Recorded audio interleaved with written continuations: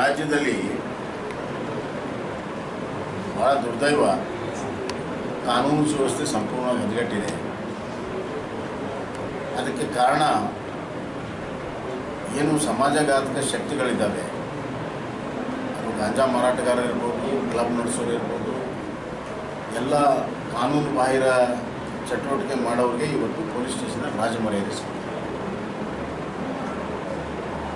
ಅವರಿಗೆ ಕಾನೂನು ಭಯ ಇಲ್ಲ, ಪೊಲೀಸರ ಭಯನೂ ಕೂಡ ಇಲ್ಲ.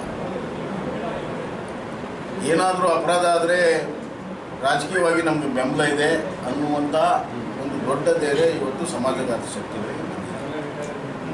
ಹೀಗಾಗಿ ಇವತ್ತು ಕೊಲೆ, ಸುಲಿಗೆ, ಮಾಸ್ ಮರ್ಡರ್ಸು ಯಾವುದೇ ಭಯ ಇಲ್ಲದೆ ಇವತ್ತು ನಡೀತಾ ಇದೆ. ಎಷ್ಟರ ಮಟ್ಟಿಗೆ ಅಂತಂದರೆ ನೋಡಿ, ಕ್ಯಾಂಪಸ್ಸಲ್ಲಿ ಓಪನ್ನಾಗಿ ಕೊಲೆ ಮಾಡ್ತಾರೆ, ಮನೆ ಹೋಗಿ ಕೊಲೆ ಮಾಡ್ತಾರೆ, ರುಂಡ ತಗೊಂಡು ಹೋಗ್ತಾರೆ. ಇದು ಇವತ್ತಿಂದಲ್ಲ, ನಿರಂತರವಾಗಿ ನಡೀತಾ ಇರುವಂಥದ್ದು. ಇನ್ನು ಡ್ರಗ್ಸ್ ಬಗ್ಗೆ ನಿರಂತರವಾದ ಕಾರ್ಯಾಚರಣೆ ಮಾಡಬೇಕಾಗುತ್ತೆ.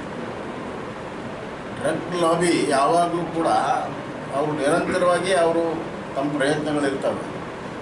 ಎಲ್ಲಿವರೆಗೂ ಆ್ಯಂಟಿ ಡ್ರಗ್ ಡ್ರೈವ್ ನಿರಂತರವಾಗಿ ನಡೆಯೋದಿಲ್ವೋ ಅಲ್ಲಿವರೆಗೂ ಕಂಟ್ರೋಲ್ ಮಾಡೋಕ್ಕೆ ಸಾಧ್ಯ ಇಲ್ಲ. ಆ ಆ್ಯಂಟಿ ಡ್ರೈವನ್ನು ಮಾಡೋದು ನಿಲ್ಲಿಸ್ಬಿಟ್ಟಿದೆ. ಇವತ್ತು ಕೇವಲ ಬೆಂಗಳೂರಿಗೆ ಸೀಮಿತ ಆಗಿಲ್ಲ. ಬೆಂಗಳೂರು, ಮಂಗಳೂರು, ಮಣಿಪಾಲು, ಮೈಸೂರು, ಹುಬ್ಬಳ್ಳಿ, ಧಾರವಾಡ ಎಲ್ಲ ಪ್ರಮುಖ ನಗರಗಳಲ್ಲಿ ಮತ್ತು ಪ್ರಮುಖ ನಗರದ ಪಕ್ಕದಲ್ಲಿರುವಂಥ ಗ್ರಾಮಗಳಿಗೆ ಇವತ್ತು ಡ್ರಗ್ ತಳಮಟ್ಟಕ್ಕೆ ಬಂದಿದೆ.